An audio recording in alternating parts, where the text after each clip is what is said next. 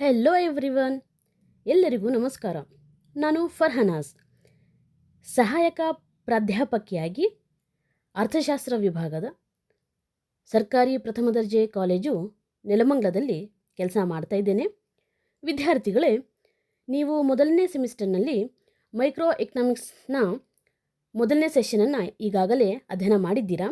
ಅದು ಉತ್ಪಾದನೆ, ಅದರ ಅರ್ಥ, ವ್ಯಾಖ್ಯಾನ ಮತ್ತು ಉತ್ಪಾದನಾ ನಿರ್ಧಾರಗಳು.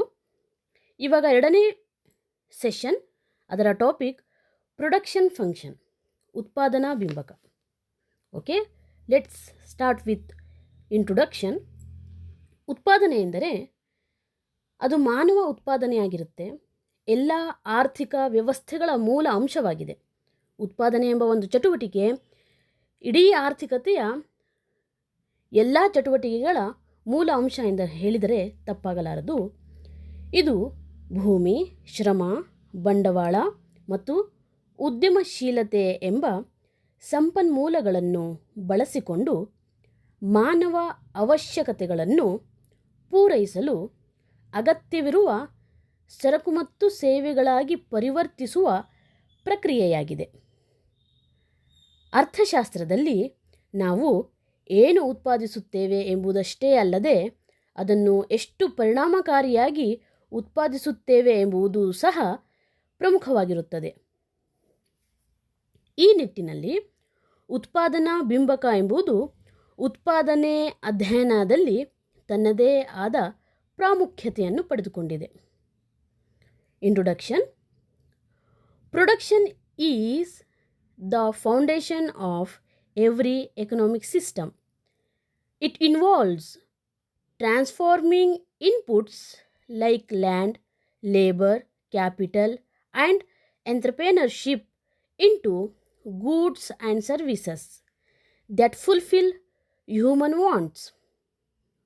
In economics, we are not only interested in what is produced, but also in how efficiently it is produced.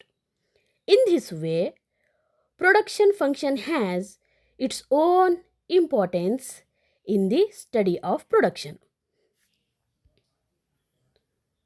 ಉತ್ಪಾದನಾ ಕಾರ್ಯ ಎನ್ನುವುದು ಸೂಕ್ಷ್ಮ ಅರ್ಥಶಾಸ್ತ್ರದ ಪ್ರಮುಖ ಪರಿಕಲ್ಪನೆಯಾಗಿದೆ. ಇದು ಉತ್ಪಾದನಾಂಗಗಳ ಮತ್ತು ಉತ್ಪನ್ನಗಳ ನಡುವಿನ ಸಂಬಂಧವನ್ನು ವಿವರಿಸುತ್ತದೆ. ಯಾವುದೇ ಸಂಸ್ಥೆಯು ತನ್ನ ಸಂಪನ್ಮೂಲಗಳನ್ನು ಸರಿಯಾದ ರೀತಿಯಲ್ಲಿ ಬಳಸಿಕೊಂಡು ಹೆಚ್ಚು ಉತ್ಪಾದನೆ ಮಾಡಬಹುದೇ ಎಂಬುದನ್ನು ಈ ಉತ್ಪಾದನಾ ಕಾರ್ಯ ತೋರಿಸುತ್ತದೆ. The production function is a core concept in microeconomics. It helps us to understand the relationship between inputs and the resulting in outputs. It explains how a firm can combine resources optimally to maximize production. ಇವಾಗ ಉತ್ಪಾದನಾ ಕಾರ್ಯದ ಅರ್ಥವನ್ನು ತಿಳಿದುಕೊಳ್ಳೋಣ. ಉತ್ಪಾದನಾ ಕಾರ್ಯವು ಉತ್ಪಾದನಾಂಗಗಳ ಮತ್ತು ಉತ್ಪನ್ನಗಳ ನಡುವಿನ ತಾಂತ್ರಿಕ ಸಂಬಂಧವನ್ನು ತೋರಿಸುತ್ತದೆ. ನೀಡಲಾದ ಉತ್ಪಾದನಾಂಗಗಳು ಎಷ್ಟು ಪ್ರಮಾಣದಲ್ಲಿವೆ ಮತ್ತು ಅದರಿಂದ ದೊರೆಯಬಹುದಾದ ಉತ್ಪನ್ನವು ಎಷ್ಟು ಪ್ರಮಾಣದಲ್ಲಿರಬಹುದು ಎಂಬುದನ್ನು ಉತ್ಪಾದನಾ ಕಾರ್ಯ ಅಂತ ಕರೆಯುತ್ತೇವೆ. ವಿದ್ಯಾರ್ಥಿಗಳೇ, ಇಲ್ಲಿ ಉತ್ಪಾದನಾ ಕಾರ್ಯ ಅಥವಾ ಉತ್ಪಾದನಾ ಬಿಂಬಕ ಅಂತ ಹೇಳಿದರೆ ಅದೇನು? ಉತ್ಪಾದನೆ ಮತ್ತು ಉತ್ಪಾದನಾಂಗಗಳ ನಡುವಿನ ಒಂದು ಕಾರ್ಯಾವಲಂಬಿ ಸಂಬಂಧವನ್ನು ತೋರಿಸುವಂತಹದ್ದು ಅಂತ ಹೇಳ್ತಾ ಇರೋದು. Okay, meaning of production function. The production function shows the technical relationship between inputs and outputs. It tells us how much output we can produce with a given set of inputs. Okay, ವ್ಯಾಖ್ಯಾನವನ್ನು ನೋಡೋಣ. ಸ್ಯಾಮ್ಯುಯಲ್ಸನ್ ಎಂಬ ಅರ್ಥಶಾಸ್ತ್ರಜ್ಞರ ಪ್ರಕಾರ ಉತ್ಪಾದನಾ ಕಾರ್ಯವು ನೀಡಲಾದ ಉತ್ಪಾದನಾಂಗಗಳಿಂದ ಸಿಗಬಹುದಾದ ಗರಿಷ್ಠ ಉತ್ಪನ್ನವನ್ನು ತೋರಿಸುತ್ತೆ ಅಂತ ಹೇಳಿದ್ದಾರೆ. ಸ್ಯಾಮ್ಯುಯಲ್ಸನ್ stated that the production function shows the maximum output obtainable from a given set of inputs. Okay, next C.E. Ferguson ಅವರ ಪ್ರಕಾರ ಇದು ಭೌತಿಕ ಹೂಡುವಳಿಗಳ ಮತ್ತು ಹುಟ್ಟುವಳಿಗಳ ನಡುವಿನ ತಾಂತ್ರಿಕ ಸಂಬಂಧವಾಗಿದೆ ಎಂದು ಹೇಳಿದ್ದಾರೆ. C.E. Ferguson stated that it is a purely technical relationship between physical inputs and the outputs. Okay, ಇವಾಗ ಒಂದು ಉದಾಹರಣೆಯ ಮೂಲಕ ಅರ್ಥ ಮಾಡಿಕೊಳ್ಳೋಣ. ಒಂದು ಸಣ್ಣ ಬೇಕರಿಯ ಉದಾಹರಣೆ ತೆಗೆದುಕೊಳ್ಳೋಣ. ಅಲ್ಲಿ ಏನೇನು ಇಂಪಾರ್ಟೆಂಟ್ ಆಗಿರುತ್ತೆ? ಉತ್ಪಾದನಾಂಗಗಳಾಗಿ ಅಥವಾ ಕಚ್ಚಾ ವಸ್ತುಗಳನ್ನಾಗಿ ನಾವು ಹಿಟ್ಟು, ಸಕ್ಕರೆ, ಕಾರ್ಮಿಕರು ಮತ್ತು ಅವನ್ಗಳನ್ನು ಬಳಸಿಕೊಂಡು ಕೇಕ್ನ ತಯಾರು ಮಾಡ್ತಾ ಇರೆ ಅಂತ ತಿಳ್ಕೊಳ್ಳೋಣ. ಈ ಸಂಪತ್ತುಗಳ ಸಂಯೋಜನೆಯ ಮೂಲಕ ಎಷ್ಟು ಕೇಕುಗಳನ್ನು ತಯಾರಿಸಬಹುದು ಎಂಬುದೇ ಉತ್ಪಾದನಾ ಕಾರ್ಯವಾಗಿದೆ. ಓಕೆ, ಇವೆಲ್ಲ ವಿವಿಧ ಕಚ್ಚಾ ವಸ್ತು ಮತ್ತು ಉತ್ಪಾದನಾಂಗಗಳನ್ನು ಬಳಸ್ಕೊಂಡ್ವಿ. ಇವೆಲ್ಲವುಗಳು ಇನ್ಪುಟ್ಸ್ ಆದವು. ಓಕೆ, ಅದನ್ನು ಬಳಸ್ಕೊಂಡು ನಾವು ಎಷ್ಟರ ಮಟ್ಟಿಗೆ ಔಟ್ಪುಟ್ನ ತಗೊಳ್ತೀವಿ, ಅಂದರೆ ಉತ್ಪನ್ನವನ್ನು ಪಡ್ಕೊಳ್ಳಿಕ್ಕೆ ಸಾಧ್ಯ ಅಂತ ಅಧ್ಯಯನ ಮಾಡುವುದೇ ಉತ್ಪಾದನಾ ಬಿಂಬಕವಾಗಿದೆ ಅಂತ ಅರ್ಥ. ಓಕೆ, ನೆಕ್ಸ್ಟ್ ಉತ್ಪಾದನಾ ಕಾರ್ಯದ ಅಧ್ಯಯನ ಮಾಡಬೇಕು ಅಂತ ಹೇಳಿದರೆ ಇನ್ನೂ ಕೆಲವು ಪ್ರಮುಖ ಅಂಶಗಳು ನಮಗೆ ಅಬ್ಸರ್ವ್ ಮಾಡಬೇಕಾಗುತ್ತೆ. ಇಲ್ಲಿ ಉತ್ಪಾದನಾ ಕಾರ್ಯದ ಉದಾಹರಣೆಯಲ್ಲಿ ನಾವು ಏನು ಮಾಡಿದ್ವಿ ಅಂತ ಹೇಳಿದ್ರೆ ಬೇಕರಿಯನ್ನು ತೊಗೊಂಡಿದ್ದೀವಿ ಅಲ್ವಾ. ಈ ಒಂದು ಬೇಕರಿಯ ಮುಖಾಂತರ ಮತ್ತೆ ನಾವು ಉತ್ಪಾದನಾ ಕಾರ್ಯದಿಂದ ಒಬ್ಬ ಉತ್ಪಾದಕನಿಗೆ ಆಗುವಂತಹ ಒಂದು ಲಾಭಗಳು ಅಥವಾ ಪ್ರಯೋಜನಗಳು ಏನು ಉತ್ಪಾದನಾ ಕಾರ್ಯದ ಅಧ್ಯಯನದಿಂದ ಅಂತ ಹೇಳಿದರೆ, ಸಂಪನ್ಮೂಲಗಳ ಪರಿಣಾಮಕಾರಿ ಬಳಕೆಯನ್ನು ಮಾಡಬಹುದಾಗಿರುತ್ತೆ. ಉತ್ಪಾದನಾ ಕಾರ್ಯವನ್ನು ಪ್ರಮುಖವಾಗಿ ಅಧ್ಯಯನ ಮಾಡಿದರೆ ನಷ್ಟವನ್ನು ಕಡಿಮೆ ಮಾಡಬಹುದಾಗಿರುತ್ತೆ, ಯೋಜನೆ ರೂಪಿಸಬಹುದಾಗಿರುತ್ತೆ. ಉತ್ತಮ ನಿರ್ಣಯಗಳನ್ನು ತೆಗೆದುಕೊಳ್ಳಲು ಉತ್ಪಾದನಾ ಕಾರ್ಯದ ಅಧ್ಯಯನ ಒಬ್ಬ ಉತ್ಪಾದಕನಿಗೆ ತುಂಬ ಮುಖ್ಯವಾಗಿರುತ್ತೆ, ಅವನ ಉತ್ಪಾದನೆ ಅಥವಾ ಉತ್ಪನ್ನಕ್ಕೆ ಸಂಬಂಧಪಟ್ಟಂತೆ. ಉತ್ಪಾದನಾ ಕಾರ್ಯವು ಸಂಪನ್ಮೂಲಗಳ ನಿರ್ವಹಣೆ, ವೆಚ್ಚ ನಿಯಂತ್ರಣ, ಬೆಲೆ ನಿಗದಿ ಮತ್ತು ಆರ್ಥಿಕ ನೀತಿ ನಿರೂಪಿಸುವಲ್ಲಿ ಬಹುಮುಖ್ಯ ಪಾತ್ರ ನಿರ್ವಹಿಸುತ್ತೆ. ಇದರ ಜೊತೆಗೆ ನಾವು ಏನು ಮಾಡಬಹುದು ಅಂತ ಹೇಳಿದರೆ ವೆಚ್ಚದ ಏರಿಳಿತಗಳು, ಪೂರೈಕೆ, ನಡವಳಿಕೆ ಮತ್ತು ಮಾರುಕಟ್ಟೆಯ ಪರಿಣಾಮಕಾರಿ ವ್ಯವಹಾರಗಳನ್ನು ಅರ್ಥ ಮಾಡಿಕೊಳ್ಳಲು ಸಹ ಉತ್ಪಾದನಾ ಬಿಂಬಕ ಎಂಬುದು ಆಧಾರ ಸ್ತಂಭವಾಗಿ ಕೆಲಸ ಮಾಡುತ್ತೆ. ಫಾರ್ ಎಕ್ಸಾಂಪಲ್, ಇವಾಗ ಇಂಗ್ಲೀಷಲ್ಲಿ ಹೇಳ್ತಾ ಇದ್ದೇನೆ. A small bakery uses flour, sugar, labour and oven to produce cakes. The way these resources are combined and how many cakes are produced from them forms the production function. By studying this function, producers can increase efficiency, reduce wastage, plan resource allocation, and make better business decisions. The production function plays a critical role in resource management, cost control, pricing strategy, and policy formulation. It also lays the foundation for understanding cost curves, supply behavior, and market efficiency. Okay. Next ಉತ್ಪಾದನಾ ಬಿಂಬಕದ ಅಥವಾ ಉತ್ಪಾದನಾ ಕಾರ್ಯದ ಸಮೀಕರಣವನ್ನು ನೋಡೋಣ. Equation Q is equal to function of L and K.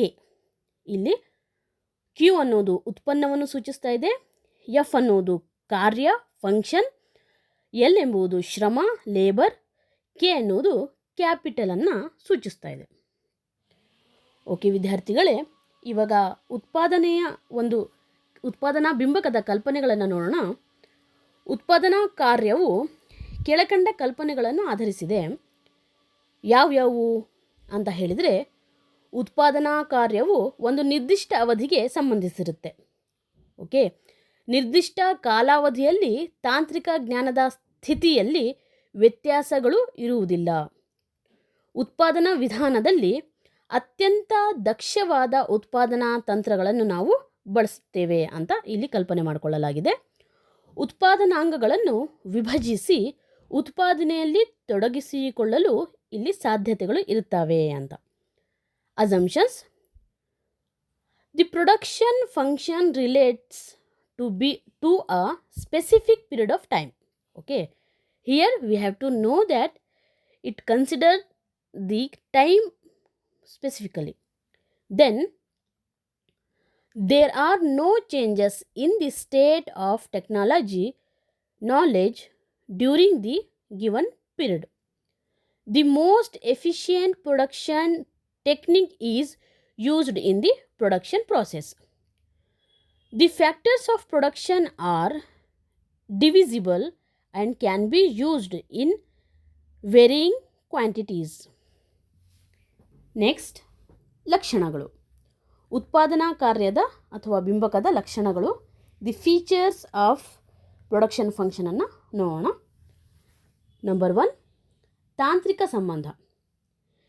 ನಿರ್ದಿಷ್ಟ ಉತ್ಪಾದನಾಂಗಗಳನ್ನು ಪರಿಣಾಮಕಾರಿಯಾಗಿ ಬಳಸಿದಾಗ ಸಾಧ್ಯವಾಗುವ ಗರಿಷ್ಠ ಉತ್ಪನ್ನವನ್ನು ಇದು ವಿವರಿಸುತ್ತೆ.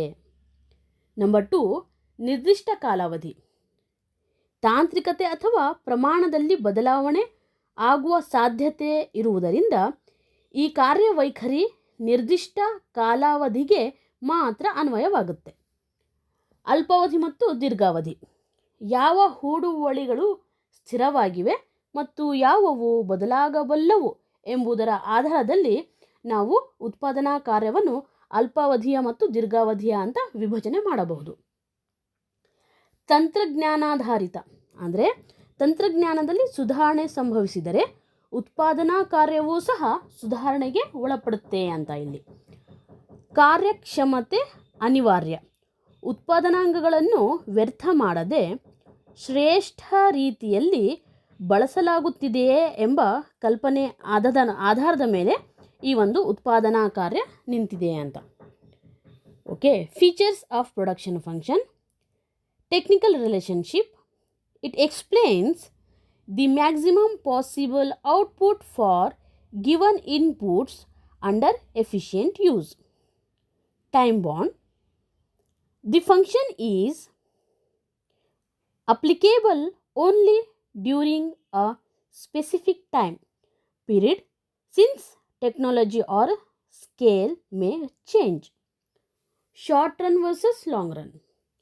Based on which inputs are fixed or variable, we can say that the production function is related to the short run or a long run. Technology based. Any improvement in the technology will shift the production function upward. Efficiency assumed. It assumes optimal use of inputs without waste. Okay. Next, ಉತ್ಪಾದನಾ ಕಾರ್ಯ ಅಧ್ಯಯನದ ಉದ್ದೇಶಗಳು. Objectives of studying production function. ಉತ್ಪಾದನಾ ಕಾರ್ಯವು ಅರ್ಥಶಾಸ್ತ್ರ ಹಾಗೂ ಉದ್ಯಮ ನಿರ್ಧಾರಗಳಲ್ಲಿ ಅತ್ಯಂತ ಉಪಯುಕ್ತವಾದ ಸಾಧನವಾಗಿದೆ.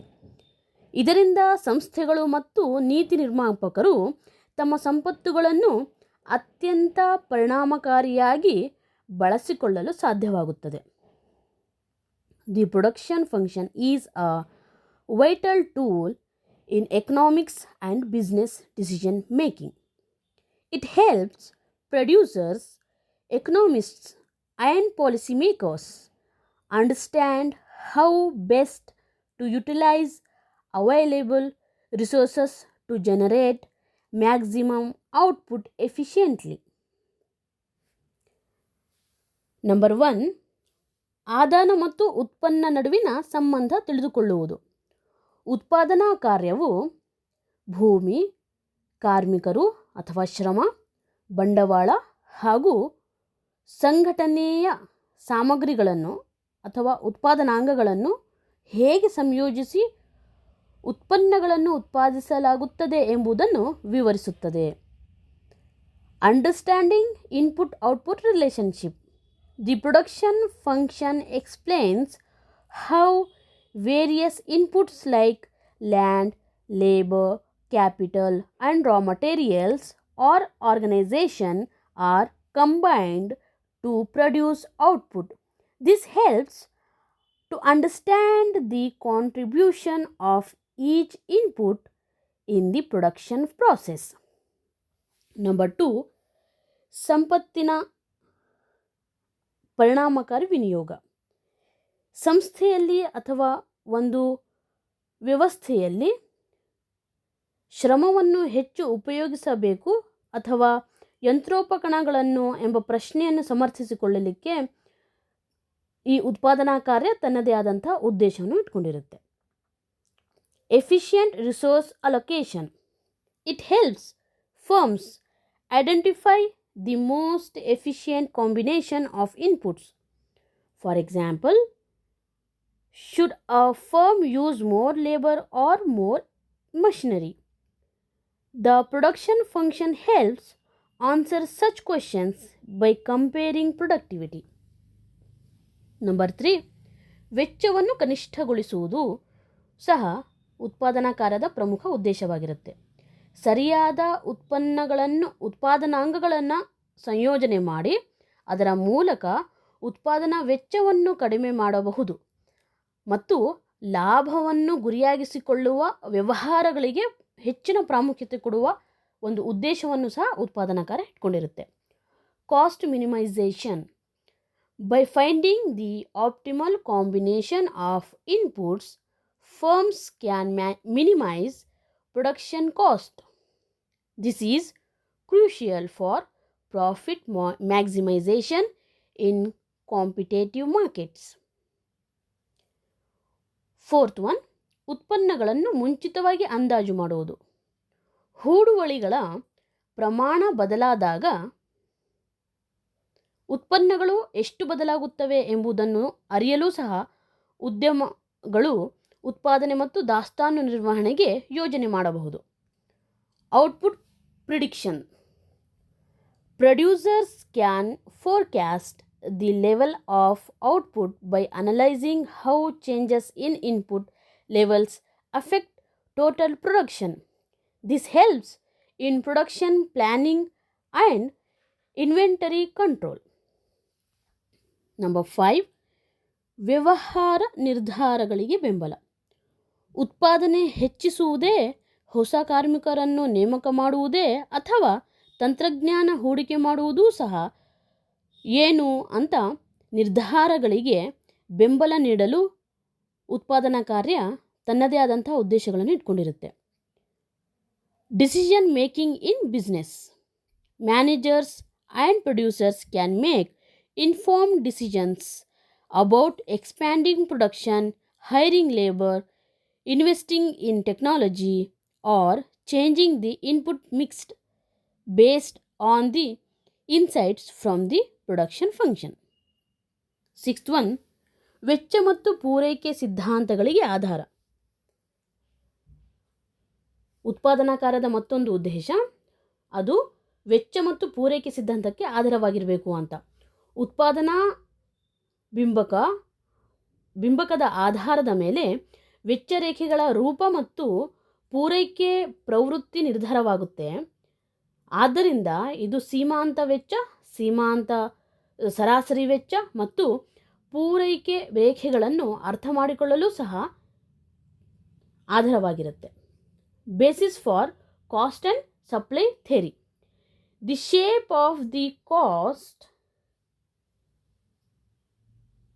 and the cost curve's supply behavior is directly derived from the production function.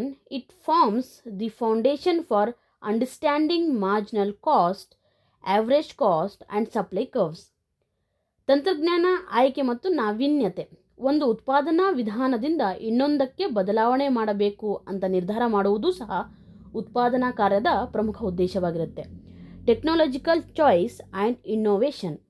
It helps in choosing between different production technologies. A firm can compare which technique gives more output with the same input or reduces cost for the same output. Eight one, ಸರ್ಕಾರದ ಯೋಜನೆ ಮತ್ತು ನೀತಿ ರೂಪಿಸುವಿಕೆ. ವ್ಯವಸ್ಥಿತ ಕೃಷಿ ಹಾಗೂ ಕೈಗಾರಿಕಾ ಅಭಿವೃದ್ಧಿಗೆ ಸರ್ಕಾರಗಳು ಉತ್ಪಾದನಾ ಕಾರ್ಯದ ಮಾಹಿತಿಗಳನ್ನು ಆಧರಿಸಿ ವಿವಿಧ ಬೆಲೆಗಳನ್ನು ನಿರ್ಧಾರ ಮಾಡ್ತಾರೆ. ಅದು ಕೃಷಿ ಕ್ಷೇತ್ರದ ಸರಕು ಮತ್ತು ಸೇವೆಗಳ ಬೆಲೆ ಆಗಿರಬಹುದು ಅಥವಾ ಕೈಗಾರಿಕಾ ಕ್ಷೇತ್ರದ ಸರಕು ಮತ್ತು ಸೇವೆಯ ಬೆಲೆಗಳಾಗಿರಬಹುದು. ಅದರ ಮುಖಾಂತರ ಏನು ಮಾಡ್ತಾರೆ, ತಮ್ಮ ನೀತಿಗಳನ್ನು ನಿರೂಪಿಸುತ್ತಾರೆ. Government planning and policy formation. In agriculture and industry, government use production function studies to plan, subsidise, set input prices or determine investment priorities. Production function helps and have its own objectives in all this way. Okay, next ಪ್ರಾಮುಖ್ಯತೆಯನ್ನು ನೋಡೋಣ. ಉತ್ಪಾದನಾ ಬಿಂಬಕದ ಪ್ರಾಮುಖ್ಯತೆ, the importance of production function. ಉತ್ಪಾದನಾ ಬಿಂಬಕ ಎಂಬ ಒಂದು ಪರಿಭಾವನೆಯು ಹಲವು ರೀತಿಯ ಪ್ರಾಯೋಗಿಕ ಮಹತ್ವವನ್ನು ಪಡೆದುಕೊಂಡಿದೆ. ಉದ್ಯಮದ ಮಟ್ಟದಲ್ಲಿ ನಿರ್ಣಯಗಳನ್ನು ಕೈಗೊಳ್ಳುವಾಗ ವ್ಯವಹಾರ ಅರ್ಥಶಾಸ್ತ್ರಜ್ಞರು ಮತ್ತು ನಿರ್ವಹಣಾ ಅಧಿಕಾರಿಗಳು, ಉದ್ಯಮಶೀಲರು ಈ ಪರಿಭಾವನೆಯನ್ನು ನೇರವಾಗಿ ಅಧ್ಯಯನ ಮಾಡಬೇಕಾಗುತ್ತೆ. ಯಾಕೆ ಅಂದರೆ ಅದು ಈ ಕೆಳಗಿನ ಇವಾಗ ಹೇಳ್ತಾ ಇದ್ದೀನಲ್ವ, ನೆಕ್ಸ್ಟ್ 1 by 1 ಇಲ್ಲಿ ಕಾಣಿಸ್ತಾ ಇದೆ ಅಲ್ವಾ ಸ್ಕ್ರೀನ್ ಮೇಲೆ, ಇಂತಹ ಒಂದು ಉಪಯೋಗಗಳನ್ನು ಪಡೆದುಕೊಂಡಿದೆ. ನಂಬರ್ 1, ಕನಿಷ್ಠ ವೆಚ್ಚ ಸಂಯೋಜನೆಯ ತಯಾರಿ. ಉತ್ಪಾದನಾ ಬಿಂಬಕದ ಅರಿವಿನಿಂದ ವ್ಯವಹಾರ ಅರ್ಥಶಾಸ್ತ್ರಜ್ಞರು ಕನಿಷ್ಠ ವೆಚ್ಚದ ಸಂಯೋಜನೆಯನ್ನು ತಯಾರಿಸಲು ಸಾಧ್ಯವಾಗುತ್ತೆ. ಅವರು ಕನಿಷ್ಠ ವೆಚ್ಚದ ಉತ್ಪಾದನಾಂಗಗಳನ್ನು ದುಬಾರಿ ವೆಚ್ಚದ ಉತ್ಪಾದನಾಂಗಗಳಿಗೆ ಬದಲಾಯಿಸಿ ಉತ್ಪಾದನಾ ವೆಚ್ಚವನ್ನು ಕಡಿಮೆ ಮಾಡಲಿಕ್ಕೆ ಪ್ರಯತ್ನ ಮಾಡ್ತಾರೆ. Formulation of minimum cost combination. With the knowledge of the production function, a business economist or determine the combination of